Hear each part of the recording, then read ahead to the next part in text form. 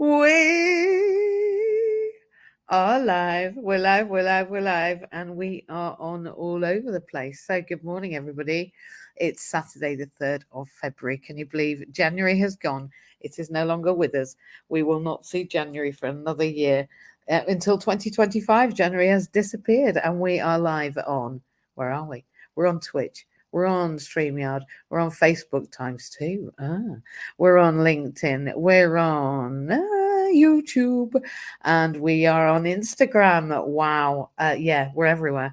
And I'm not alone. You're not alone. We're not alone. We are just together. I can't believe everybody's here. And I can't believe who I've got. I can't believe who I've got in this audience. Ready. Well, in the studio, actually. And not in the audience today. You can't join in today because we're not letting you. That's not because we don't want to. It's because I don't like multitasking, and I think that this is the way for me to go forward. Stop doing what isn't mine. So anyway, we're live everywhere. Excuse the light stream. I think it's a lightsaber from God. It happens intermittently. I don't know why. I just think it's when I'm being alchemic, and that's what this morning's all about. It's all about alchemy. It's all about you, and it's all about me. Actually, it's all about us. That's the point, isn't it? Now, today, I'm talking about something I have been doing for literally all of my life. It's about blended learning. Now, if you know me, you've ever watched me, if you've ever seen me sat here in this student accommodation doing what I do best, which is explaining my understanding. I hope so as a student. If I'm not doing that, then I really need to go and start a different thing. Yeah, I've been doing blended learning, well, all of my life, because I didn't go to school normally. Wouldn't do that, would I? I went when I was 2, and I went to this very, very strange private school. I'm sorry it was.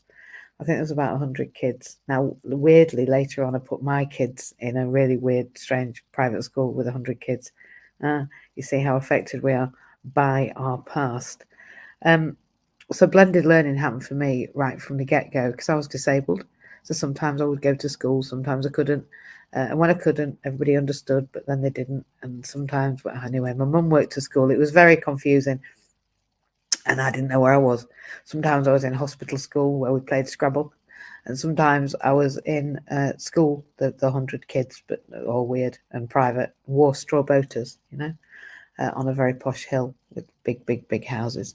And our school was basically a big house with some buildings in the big garden. A prefab, actually, which is where my early schooling happened, in the prefab of somebody's big house.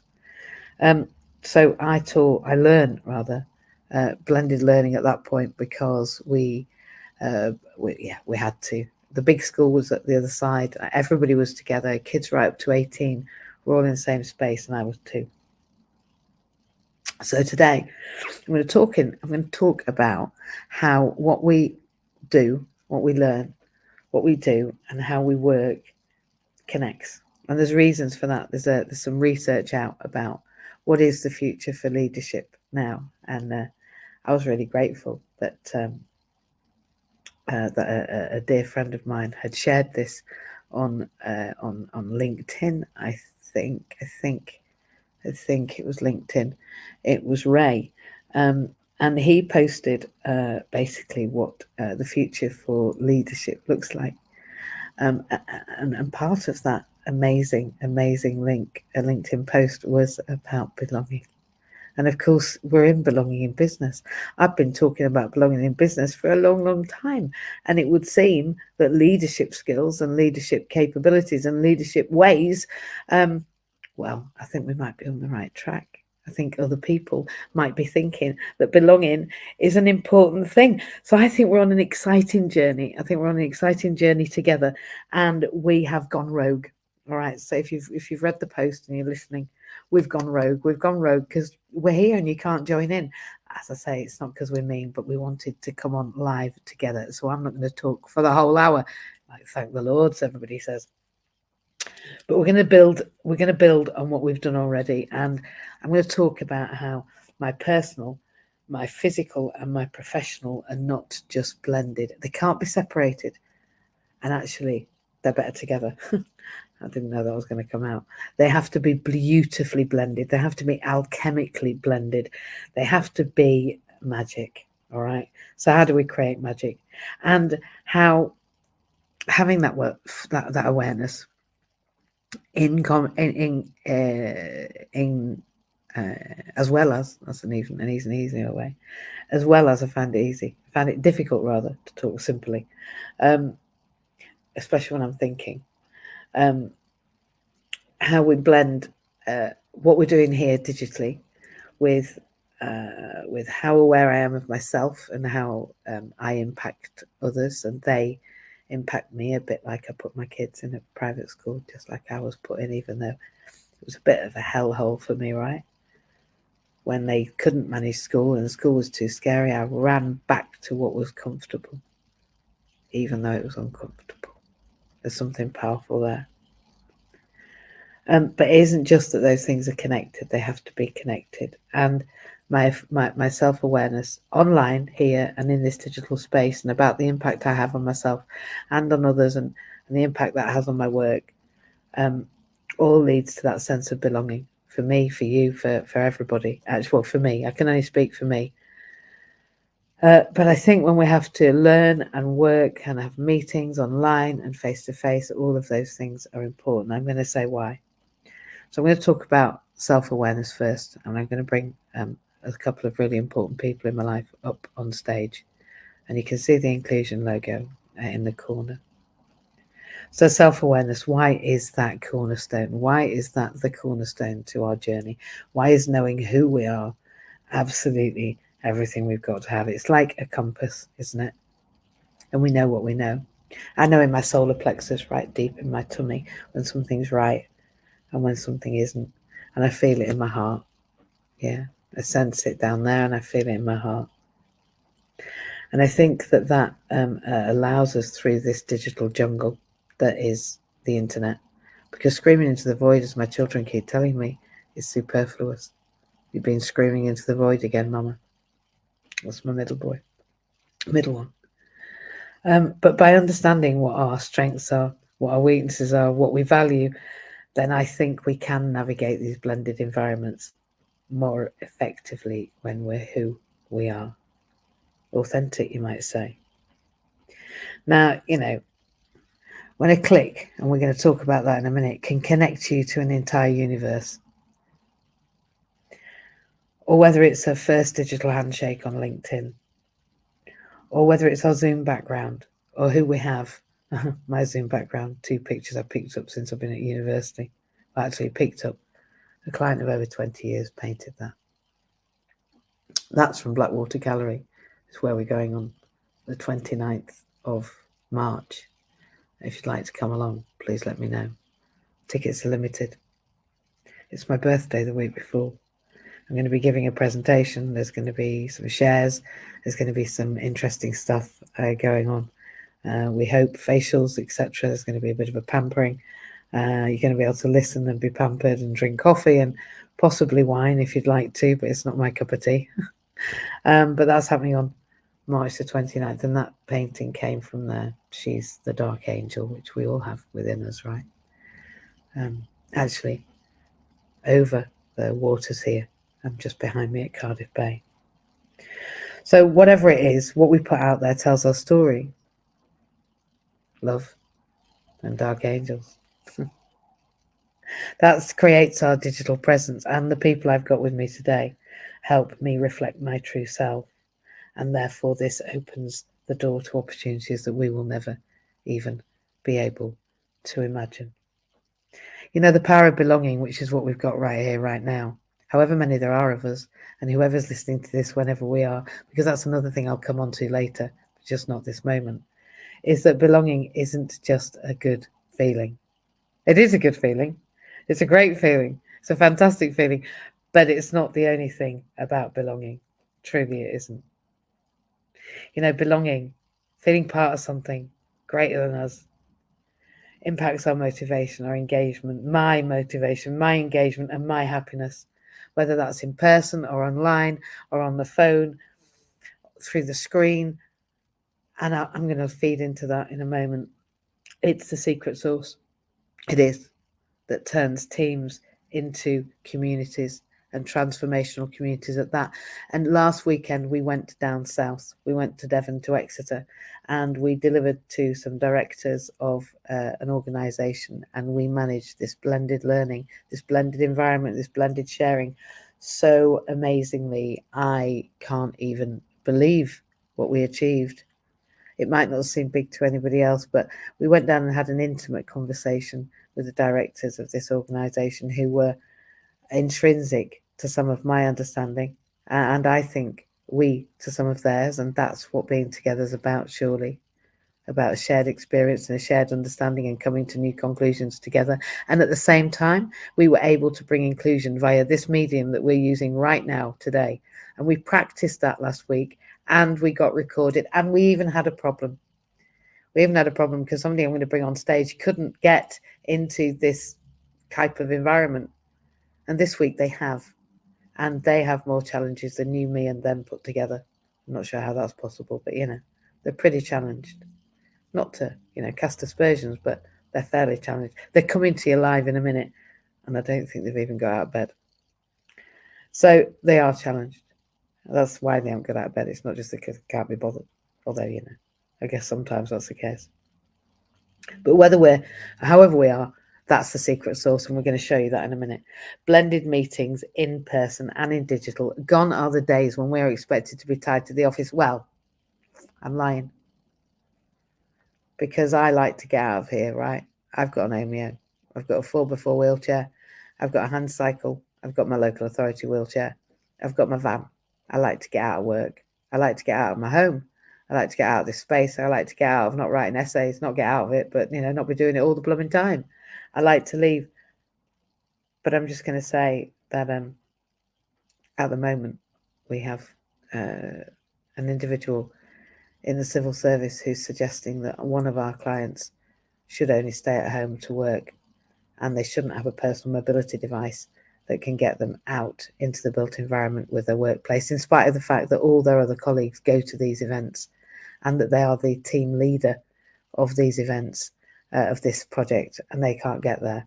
And the Access to Work programme have denied her the chance of a personal mobility device first time round, because they say it's beyond minimum requirement, and the organisation won't sack her if she doesn't go. I'm not sure that fosters a sense of belonging. I'm not sure that sits with the Equality Act. I'm not sure that is dignity and fair. They are the tenets of access to work. So I hope this is overthrown, and believe me, we will be going through the 3 stages that are necessary for this lady to get access to workfulness and equity. And equifinity actually is what we're achieving, because equifinity is equality and equalness by any by many different means. So however we achieve this, it will be achieved in spite of access to work, which is, let's face it, it's our usual game. I'm not being unkind, but it is a bit like that. You can't get through for an hour, and then when you do, they cut you off. I employ somebody full-time to ring them all week. They take an hour to ring, and then that individual can talk about 2 clients. We haven't got enough weeks in the year to talk about all of our clients with one person now at that stage. We've had to make changes and explain that we can't manage to do that literally in a year now. So please help us to find a different way to communicate with you. So this blended learning is revolutionary, and it means that we're all heard and seen and involved. But it's more than technology, right? It's about intentionality. What was my intention? My intention was that we all got to speak to each other, however we had to do that. And I ended up ringing my guest on Facebook and having them live on Facebook talk to us, whilst others from Inclusion were live on StreamYard, and the directors were viewing both on a laptop and a phone, that they could see and hear each other. It's not a big deal, except when it happens, it's magic. So it is a big deal. But it wasn't that hard to do. It involved thinking outside the box. Blended learning is revolutionizing not only education, but professional development. And when we can combine on live, on time, sessions with on-demand resources. So when people can come back and listen to this, when they can come and listen live, when they can participate, and when they can choose between those three, that gives us control over our journey, all of our journeys. Mine today with concentrating on one thing at one time, with great guests and a fantastic audience and a wonderful, wonderful following and an incredible community. I just want to say that I'm very grateful for you being here on the 3rd of February. Can't believe we've made it to another Belonging in Business on a Saturday. You know, this approach means that not only do we allow for diverse learning styles, I'm better at talking, funnily enough, than I am at writing. But, you know, in spite of my autism, I pretty much managed to get my communication methods via some means. 85% of what we see is how we communicate. So I'm really quite impressed with that figure, knowing that I know and work with people who don't have sight. It flabbergasts me, their understanding from only 15% of the universe. So this approach doesn't just accommodate our individuality, it celebrates it, because we could all get there, however we were. So this working from home has to have a mixed agenda, because we need the buzz of each other. I think when we get choice and control, then it leads to greater productivity, and that's what I want. And whilst we're doing that and thinking about productivity, this partnership with AI and the agreement that my colleagues were all working with AI and helping us to craft letters and responses and emails and plans and all sorts with the assistance of AI. It's not copying out. It's helping us be more productive, achieving more, and using AI not just for growth and not just for efficiency, but growth as well. AI teaches me and I teach AI. It's a symbiosis. It will never replace us, but it will assist us if only we understand the harnessed power of that, because we are better together, we know that. And then a digital world, a video, a well-crafted video, unlike this performance right now, mastering video, however we do it, however we choose to put ourselves out there, metaphorically, of course. This is a communication superpower. 85% of what we see is our communication. So what you're seeing here is me communicating. It's why I've brought people to this medium for us to do. Excuse me, pointing. It's very bad. Bite my own finger off. There's a story, you know, Millie Molly Mandy went to see Father Christmas. And Father Christmas asked her what she wanted. And she got very cross with him, and I can't remember why. It's a story my mum told me, and she pointed at Father Christmas. And he said, "Do you do that again? And I'll bite it off." I've never forgotten that. Father Christmas says, "Don't point." My mum loved that story. She loved pointing. There you go. When you're uncomfortable, you go back to what's familiar. Be faster, be quicker. Just remembering. I'm joking. But yeah, video, the power of the medium of sharing who and what we are like this is outstanding. And seriously, you're going to see that this morning, hear that this morning, feel that this morning, know that this morning, and therefore act on that this morning. And there's the alchemy. So this is what I'd call also the alchemy of the future of leading. Now also, as well as all this, these ponderings I've had, I've been saying to people that we need 7 income streams to be a millionaire. Now, I didn't say that. A good friend of mine, John, said that. So I take that literally. And so I think that's probably what I've created now. You know, whether that is diverse or professional engagements, speaker engagements, etc. And I am being asked more and more and more and more to speak on behalf of others and with others, and indeed teach and train and coach en masse. And that's wonderful, because that's a diverse income stream. And it means I can bring in a larger quantity of income in less time, allowing me time made up, more time to deliver the services that we have created. So for me, the quicker I can earn a certain base income, the more time I've got to give. That's it. That's all I've ever wanted, my income my hourly rate to increase for was so that I could do it quicker, do less for money, and do more for everybody. And we're achieving that. We're doing that by those many income streams. It's about leveraging our skills and our passions across those different areas. I used to think I had to be focused in one area. Well, I don't.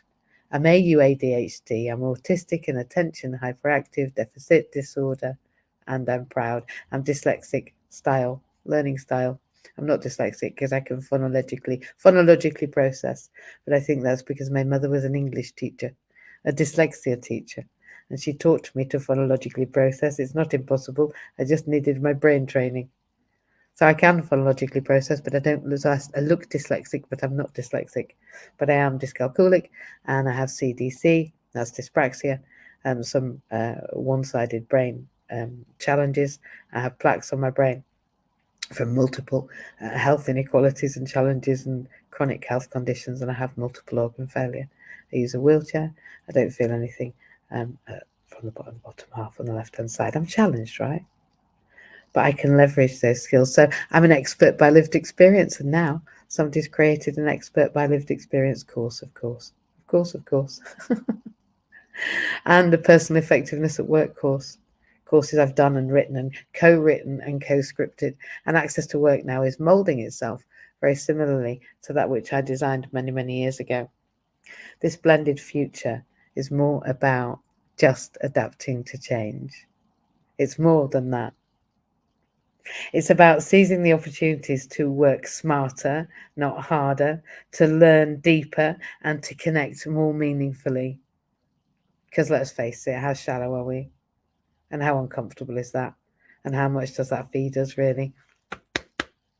Put your hand on your heart and have a feel about what that feels like. That's connection.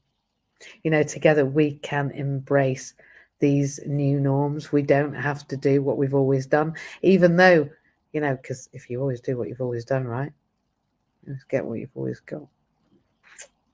There's the rub.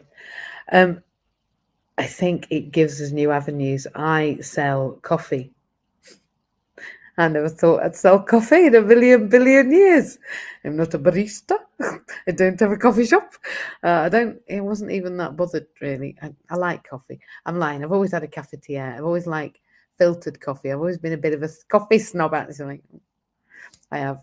I've been a bit I grind my own coffee. I used to like, so I did like coffee, right? I didn't think I'd ever sell it, but I do. When I say I sell it, I distribute it, I redistribute it. I don't know what you call it. I help people get access to it because, oh my God. Anyway, it's changed my life. And it's not just the coffee, it's the other products. I use the skin products. I also use another brand of skin products that a couple of my clients are now using as one of their income streams. And I drink and I sell or redistribute and set up distributors, a bit like Avon, but better. There's holidays and all sorts and brain training and anyway, we'll talk about that in a minute. Literally. And I've got an event on the 29th of March where I'm telling you all the things I've done to move towards this healthfulness, and I've lost loads of weight. I'm fitter, faster, healthier, happier, taking less drugs, and you know, a miracle walking. But so are the people that I'm going to bring on in a minute. So if you're around on the 29th of March, come and see the latest installation at Blackwater Gallery, and me and some others that are coming along, and we're having a whole weekend of it. It's bank holiday weekend. We're going to have the film crew there, and we're going to be filming that event. So if you want to be part of that, please do come along. We're gonna have a great evening, ignoring the fact that I'm 21 again. So I think we are better together. And this blended future, this blended learning, this being together, this understanding who and what and how we are together, and realizing we can smash the ideas that other people have and make our own agenda, right, is key. Now, I did that in 24 minutes, probably not 24 minutes, because I don't think I started straight away. But it's certainly a good timing for being able to say something. It's good practice, honing, because let's face it, we've got millions and billions of people to share this with, and the whole world, the whole universe, actually. So we better start making enough noise that we are. So I've got two guests with me this morning, and I'm going to bring them on. I think one of them. I'm going to give you a little bit of a heads up about who they are. So Kris is coming, and Kris works with inclusion. He also works with accessibility partners. Let me just help you out with that. That's us. Okay, so Kris wears 2 hats. He gets paid by accessibility partners, which is always a useful thing at work. I find having financial recompense is a useful adage for workfulness. In fact, I think it's bloody not okay actually all the time for us to just make people do voluntary work and never pay them. However, we all need to build our skills and experience, and I think it's better to be doing that together, serving one another rather than serving just others. When we're serving ourselves and others in collaboration, I think then we grow. And actually, we have a marvelous program being launched that's just been advertised today. Oh, hang on a second. Come in. There's Mike coming in at a great time. I should tell her that on a Saturday I'm on social media, shouldn't I?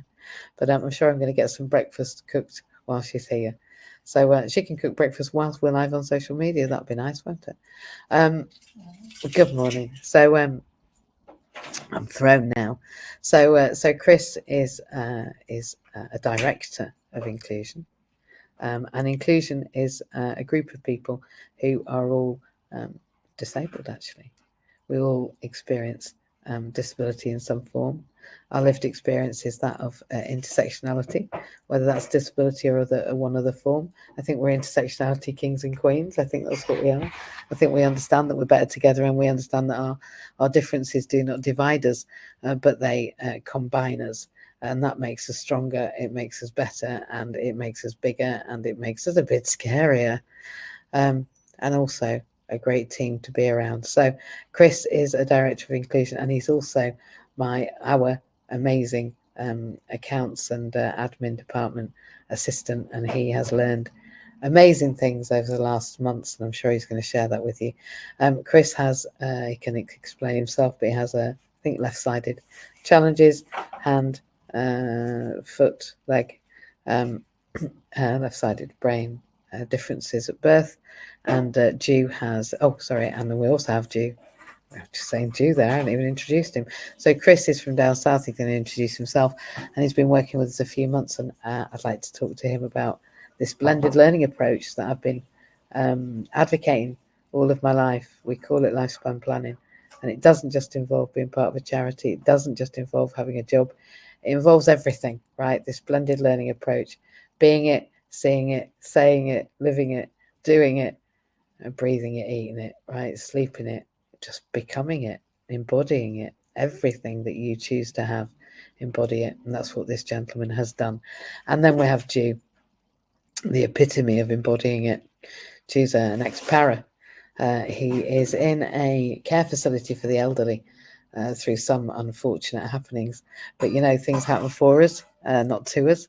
And he's going through this, and he'll be out the other side. But he's going to join us from there. And we have a bit of a laugh about the fact that he's in a care facility for the elderly, because he's much younger than being elderly, and he can tell you about that. He has progressive MS, so Jew has challenges with his talking, and we're currently looking. Jew's also a director of inclusion. There you go. He might be in a care facility for the elderly, but there we are, smashing those narratives. He's a director, and he's running inclusion. He's delivering inclusion. He came up to we came up to him actually, up to Rugby, went with the DWP to share who and what and how we are, and he came along. So did Kris. And don't worry about the noise. You can just cook. Don't worry. It's okay. Nobody minds. Really, it's fine. Don't worry. I think you make less noise when you just get on with it, don't you, rather than trying to be careful. But there you go. That's all right. It's called live. That's why we're live. We're live and we're real. So yeah, Jew is an ex-para. He's in a facility for the elderly. And I'm not going to tell you his age. You can guess. I think he looks 21 like me. And they're both with me, and they both made it to StreamYard, and they both made it on a Saturday morning, and they both made it by 8:30. And I just think that gives us equal time equifinity, right? Equality through a number of means. And this is a new means, isn't it? Because we haven't done this before. But something I should do before we do, I shouldn't put a countdown on, although I could. I could put a countdown on. I could put a countdown onto Due, but I think that would just make everything very uncomfortable, wouldn't it? But I could play. I might play later. We shall see. I'm just looking. I've lost things now. I'm rubbish. There we are. I haven't. I found it. So I'm Mandy Jane. I haven't even told you what my name is. I've told you my guest, but I haven't told you who I am. So I'm Mandy Jane, and I run Accessibility Partners. I'm the head of services there, and the reason I'm head of services is because I designed them. And now they are being executed by the greatest team. And we fund inclusion. So Accessibility Partners funds inclusion so far until we get some funding. But actually inclusion as a concept has been around for over 10 years and incorporated for over 10 years, just under a different label. It was Yell SOS, which is shout help, of course. And inclusion is more about, well, now we're all here that we shouted help, we better just get together. So I'm going to bring the two chaps on without further ado, because I've given them enough of a heads up to get you all excited and whet your appetite. Please welcome Due and Kris. Good morning. Good morning. Morning, MJ. Morning, Joe. Morning. Look at me putting us together. It's not on, is it? That's great. No, it is great. It really is. And for those that are watching, or those on replay, or those watching later when it's streamed, I'm just excited. I'll tell you why. Because the truth of this is that when Dr. Ray Sylvester popped this LinkedIn post about the skills and attributes and ways of future leadership, I sent a message. I think I put a note on there, a comment, and I just said, "Looks like things are going well then," because literally everything I've just talked about is everything we've been doing. So it looks like we know what we're on about. What do you reckon? Yeah. I think we might have a clue. I think we might. I think we might have found a way forward. Found a way that because so we. Learning. Sorry. No, I was just going to say we've found a way forward because if we don't, nobody finds it for us. So we have to create our own way, our own pathways. With the challenges we've all got, and so yeah. But I mean, the blended learning and the way that it is our path. It is our golden ticket, isn't it? It's with the blended, so like Zoom and video conferencing. That it enables us to do what we do with the clients that we do with AP and the friends that we have through inclusion, and it creates the world that we inhabit. Oh, sorry. It does. I love your world. I love our world. That's the thing, right? I don't actually like that neurotypical, non-neurodivergent, able-bodied, elitist, capitalist. I don't like it. I don't like any of it. I don't like it. I don't enjoy it. It's not what I like. It doesn't make me feel whole. It doesn't make me feel happy, and it doesn't make me feel free. No, I don't watch it, but I caught a bit of The Apprentice was on the other day. There's a new series. Don't watch it, just caught the end of it. I think waiting for the news. But I was thinking, that's not, to my mind, that's not representative of the world that is now. They're all going to vote. Say this. I'm not really meant to say this, I don't think, but that doesn't ever changed anything, did it? That's never meant anything, has it? I went and tried for The Apprentice. I think you knew me. I don't know who knew me. I don't know whether either knew you me. It was just before Tony knew me, I think. I went for The Apprentice, and I got through to the end of the day, and there was only very, very, very few of us left. And I mean very, very, very few. I mean, I can't say how many. I don't think I'm allowed, but like really few. Like I had to go out. I wasn't allowed out. If I'd left the building, I couldn't have gone in again. I'm not even allowed to tell anybody this anyway, but I couldn't. So I had to stay in, and the parking was going to give me a ticket. But because I couldn't find a blue badge parking, I'd already written on my car that I couldn't do anything about it. And I was booked at this place, and the only place the policeman put me was where he put me on this pedestrian bit. So he'd written this note. I was the only person in the entire building that wasn't screaming about the fact that their parking was going to be £1 billion because they were being trapped in this building, that they weren't allowed to leave or they couldn't come back, and they would lose a chance to be on The Apprentice. And then it all came down to the end of the day, and it was very late, and everybody else left. And then I found out that actually I wasn't selected, and it's possibly, in my opinion, to do with the logistics, because how could you put me in a wheelchair with 6 in a cab, just the way that they film, and how could I get to the places that they went, and what about boats, and what about trains, and what about planes, and what about travel, and what about filming, and what about, we don't want that, do we? We don't want to see that. So although I got through, I feel like they always knew it wasn't possible, even if I had. And that kind of gives me a little feeling of, well, I can pretend, right, it wasn't my fault. But it probably was, and at least I got to get out. But yeah, so for me, no, it's not real, because if it was, I'd see me, or I'd see you, or I'd see you, or I'd see anyone that provided anything for anyone because they want to, as opposed to because they want to make money out of it. No, that's not true, because on Dragon's Den, I saw adaptability, and I know damn well, because I know them, that that they're not in it about the money. They're in it about making freedom for people. Matt, director, he just wants the same freedom that he's got. And he said to me, I'm not a normal disabled person, because I hate my wheelchair. And I'll be honest, I hate my wheelchair too. I hate it because when I'm on it, feel on it as well. I'll tell you what, I've got a foreign client, that sounds wrong. And he says, I am on a wheelchair, and it's made me feel on it rather than in it. And then I realised, it is just a chair on wheels. I realised that sounds a bit logical.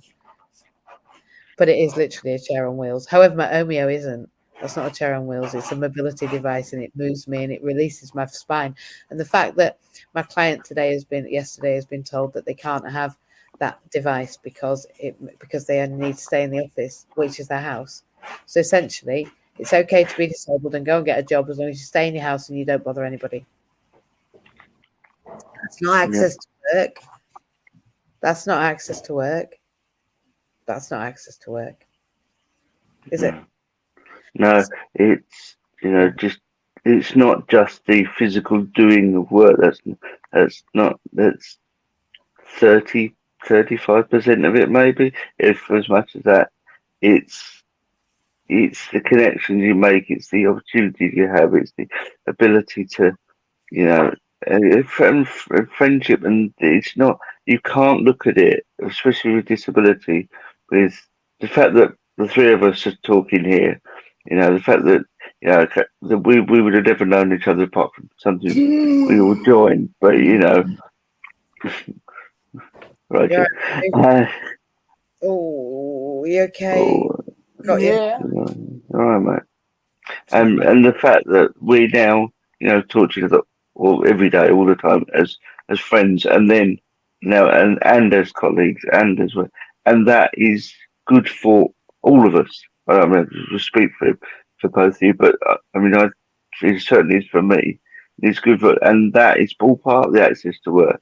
And so you need to get out, and somebody needs to know. They may work from home, but as you say, that's not the be all and end all. That's not, and with mobile technology anyway, who says you need to work from home? Who says you can't take a call or have a Zoom in the park or or exercising, moving your body, not being dead. Yeah, experiencing the world. Sedentary and then die. I don't think that's access to work either. No, experiencing the world will kill us if we don't move in some way. We'll die earlier. And if we're morbidly obese, then we'll die 5 to 20 years earlier. And if we don't move even more, if we don't eat right, and if we don't move right, and if we don't drink right, we might as well just what they're doing, they're going to kill us off by 45, right? Because that'll make it cheaper, won't it? Yeah. Make them disabled. Well, not make them disabled, but get the disabled, put them to work, keep them still, put them in the office, make them sedentary. They'll die earlier. They'll get more stress. Die earlier, they won't move, they won't remember to eat properly, particularly if they're neurodivergent. Put them on a Zoom, leave them there. Now I'm getting wrong. I don't think they really think that. I don't think they think it through. I don't think they think it at all. No. At all. I just don't think they even understand how it is when you physically can't go and move across the park or go to the event. This lady, she's a manager. She's the project manager of the project that has the events that are on the fields that all the rest of the employees go to. But Access to Work says that it's her choice not to go, but she hasn't got a personal mobility device for work, and this is work, and they provide them, as we know. But you say make them disabled, and you say it's not wrong, but in some respects it is, because it makes people more disabled. It does. Because it takes away the opportunity to do so. Disabled stops them being able to do something. And that's, it's the basic. Yeah. So, sorry, no, it's true. But it is, isn't it? To realise that Access to Work are disabling us. Well, if you haven't got the equipment you use, then your leg, yeah, it's not. So she said, and you can either have a mobility device. You've asked for a support worker, so you don't need one. What do you mean? You can't push a manual chair across a field. I just want everybody at Access to Work today, as a day off, to get a person in a wheelchair that they've agreed to, not just a randomer, one that's agreed to it. I don't mean just go and collect wheelchairs.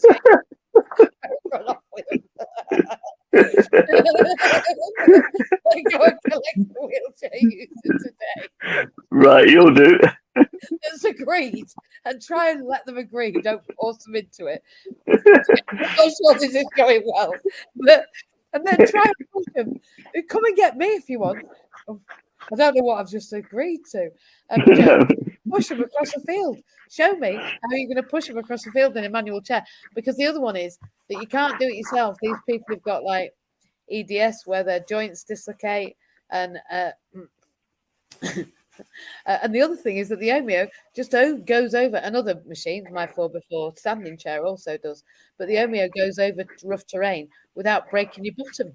You can go over gravel, you can go over cobbles, you can go on the beach, you can go on a field without having to be dragged backwards. Another man, they said that he could be pushed across the festival field with his support worker. I'm not sure who was going to carry stuff. I mean, this is a lived experience, but I've done it because my maternal grandmother was in a wheelchair. She had arthritis, and I used to help push. Me. I used to help push her, but it was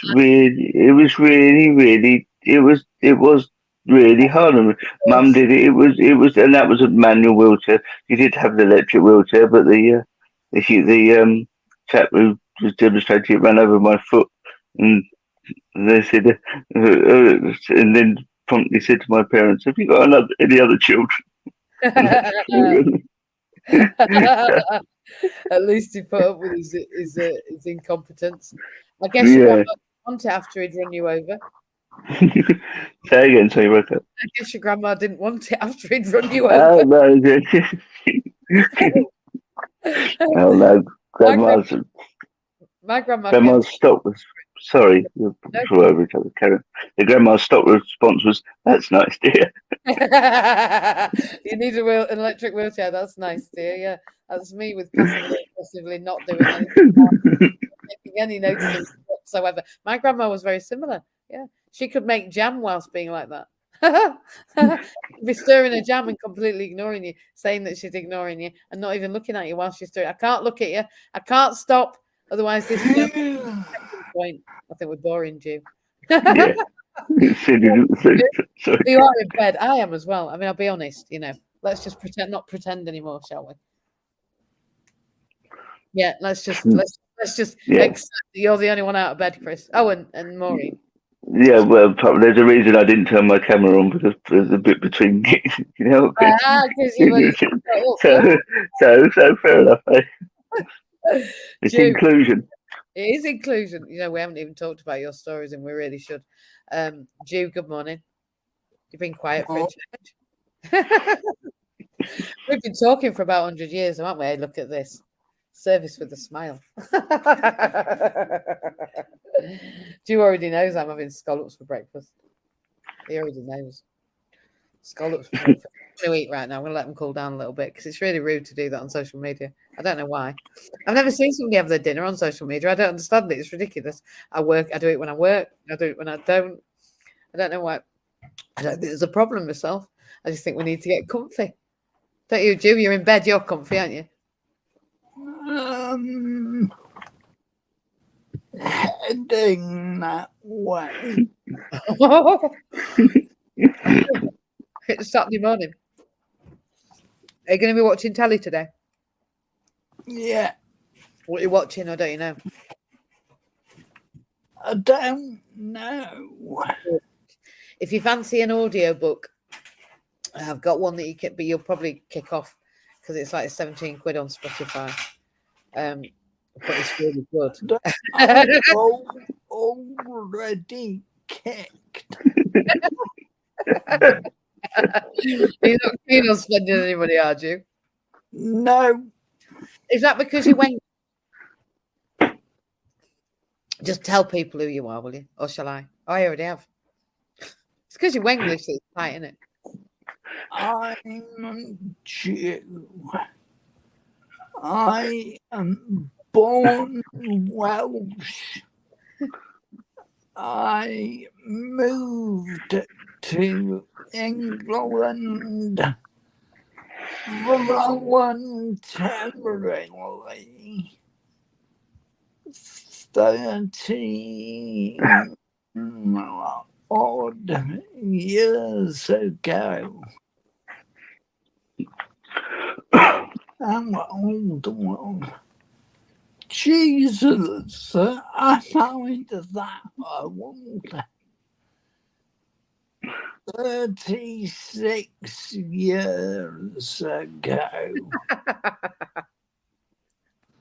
47 years ago. Wild, isn't it?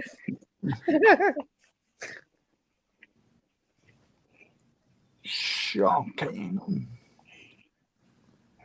But as MJ said, I live in a care home.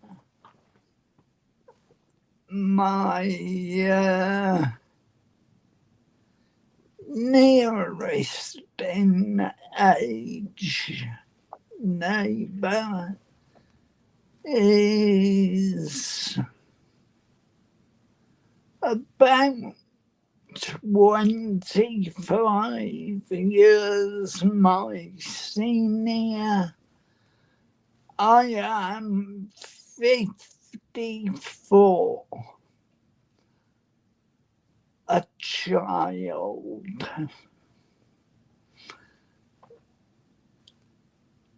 Not saying I play on it, but I play on it heavily.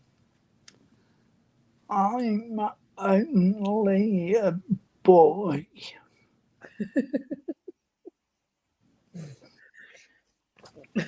You are in there. It's all perspective, isn't it?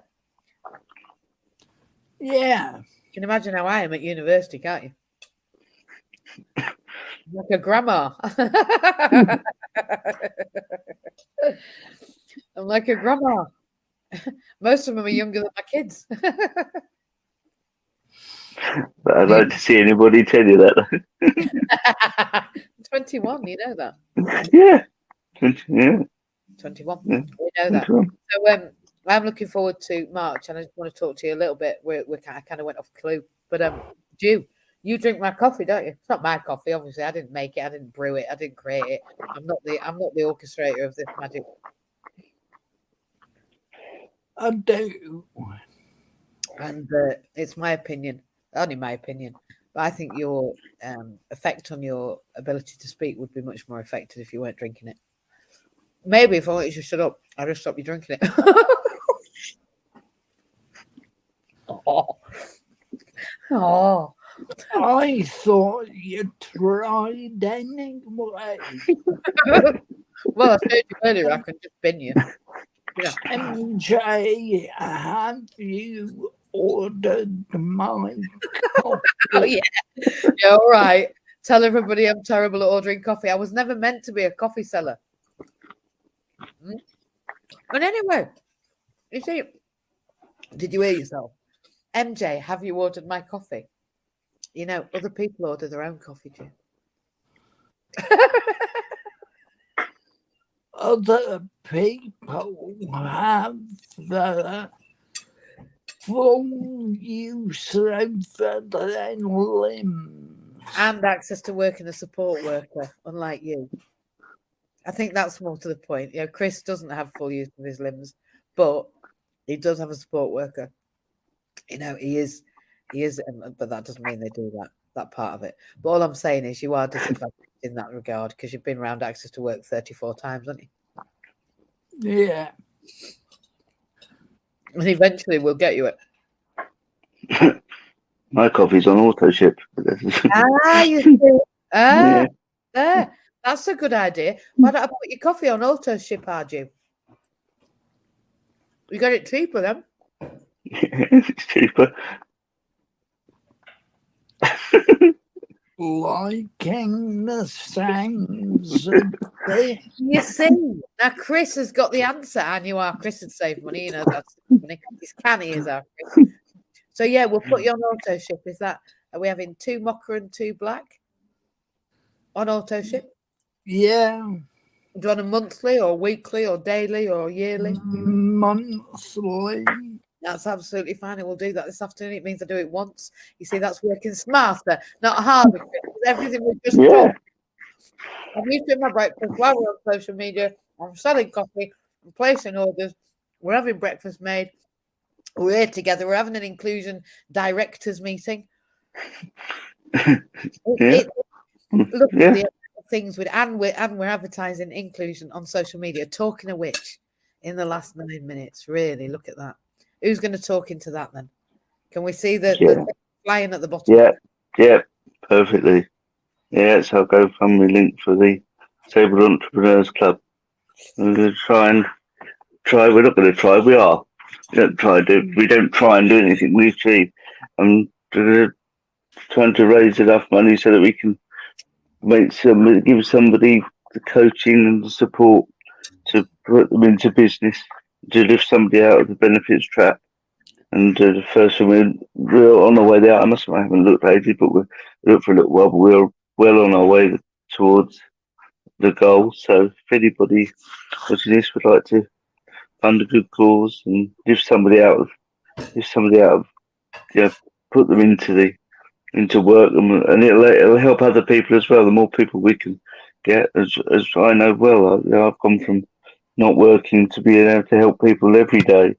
You know, get equipment, get coaching, get support to give themselves their own businesses, to just put them back on a level playing field with everybody else. That's all.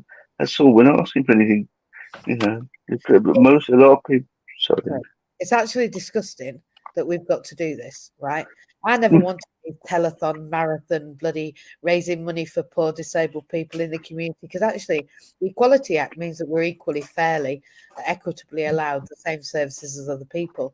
But this lip service minimum requirement, you can only get shoved across a field, waiting 6 months, and then to make the minimum income guarantee just shy of £7,000. If they don't, then that disabled entrepreneur, that person in their first year, then they get access to work, right? And then at the end of it, it gets binned. So we just set them up and they get a support worker. They just get settled like you. They get some equipment. They start doing something. And then after a year, we go, no, sorry, you've not made enough. And if you're in a business and you're just not disabled, and in the first 3 years, the business services in England that are funded by the government don't suggest that you can make money in 3 years. In fact, they say to you in the first 3 years, you're going to probably make a loss. It's not about making a profit, but most of the businesses that I've seen in the first year don't turn over £7,000, particularly if they're beginning businesses from somebody's passion, what you might call a lifestyle business. And what Access to Work says is that they won't support lifestyle businesses, but how the hell do businesses start if they aren't as a result of who you are and what you do and what you're good at and what you're passionate at and what you love? So it's my opinion that just like We had the startup loans in the 80s where everybody got £1,000 into their bank. Then the government matched it and put another £1,000. It probably have to be a bit more now. And then for the first 18 months, you're supported by somebody, the bank, maybe inclusion, probably, I think inclusion. And then over that 18 months, they're given a fund to support your needs. And then you can apply to access to work once you make that minimum income guarantee. That's basically what we're creating. At the moment, we're going to give people that minimum income guarantee in order we can keep their access to work going the year after. What I want to do is create a fund where people feed into constantly, maybe even tithe their income, right? I've always tithed my income.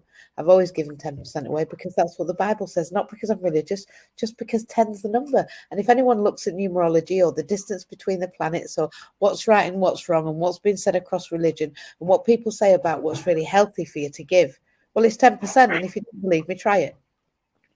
If you don't believe me, give us 10% of your income for 6 months and tell me that you are not now better off, because I'm telling you, you will be.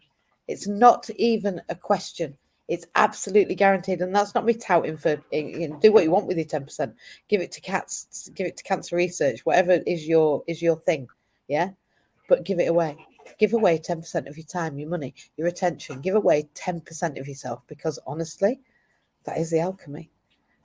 I would say that I've probably given away more than that. But the point is that to create equality, equity, then it has to look like we're giving preferential treatment, because people are so trodden down and so unequal and haven't got the same opportunities that we have to make it equal. And the way to do that is to give them the things they've never had. And that looks like preferential treatment, but it isn't.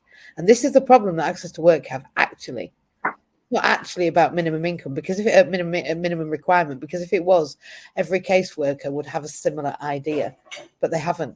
It's about who you're meeting and how they feel about disability and what they feel about inclusion and how whether they feel that people have a right or an opportunity, or whether they're getting lip service and they should be grateful for being given anything to help them go to work ever.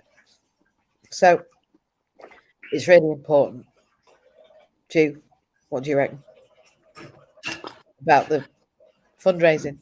Sounds good to me. A bit like saving money on your coffee.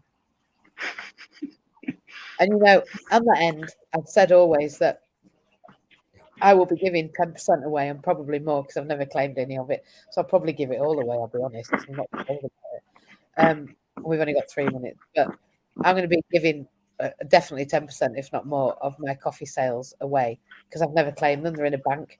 They're in my OG Pay account, and that money will be going to inclusion. So very soon, I'll probably be able to top up the Entrepreneurs Club. The more coffee we sell, or maybe I'll just that over. I might just do that, because I don't want it. It's not why I've got the coffee. It's not why I love the coffee, and it's not why I share the coffee. So on that note, if anybody does want to, please donate. You have been with us in inclusion, but I am the founder of Access to Work Services, A2W.me. We work in collaboration with government services. We are not the government, believe me, we're not. We stand for your needs, and we help you from the application process for Access to Work through to the other side. And believe me, it's spec ops, it's dangerous territory, and I wouldn't go there on our own. We go together, we're better together. There's a reason for that. And then, as you can see, sorry, I've just turned it off underneath the GoFundMe link is there. We're not very far away, just a few £100 from that £10,000 mark. And then we can crown our entrepreneur, and then many, many more and more, until there are 100 billion million. And the whole of the universe knows. My expectations are not quite big enough, I don't think. It's why things happen. I've given myself permission now for 100 million people to be told this, my narrative around the globe, and then for them to tell the rest. I think 100 million will do. This is the beginning. And here's inclusion. The directors are here. We're here together. StreamYard is paid for by the work that we've done. I couldn't be affording this if not. This stuff costs money, just like the filming we had last week. But, that's why we're better together. So I want to say thank you to both of you for coming here. I'm so grateful that you're both coffee drinkers and tea, I know, and that you're both, I think, improved because of it. It just makes sense to me. I'm grateful that you're both going through the Access to Work program, and that you've gone through once Christian, so you can help you know that the end will come, and you will get there. You watch it over hundreds of people now. You see the differences, but you see that we always get there in the end, right? Yeah, Whether it works. 6 weeks, 6 months, or 2 years, or as in the case of one of our latest applicants, she's been working with me 20 years, and she's now decided the Access to Work program might be for her, and she's orchestrated her life to get it to the point where she's found a course for lived experience. She's doing it, and then she's going to come on our panel. So it's fantastic. People are going to university and college and work and then inclusion. So if you're not with us after this today, if you don't know where we are, on Monday morning on Clubhouse, we are in MJ's house. On Monday night, we are in inclusion at 7 o'clock. So I think Jim probably get it. And I'm just going to do this actually. How do I do that? There you go.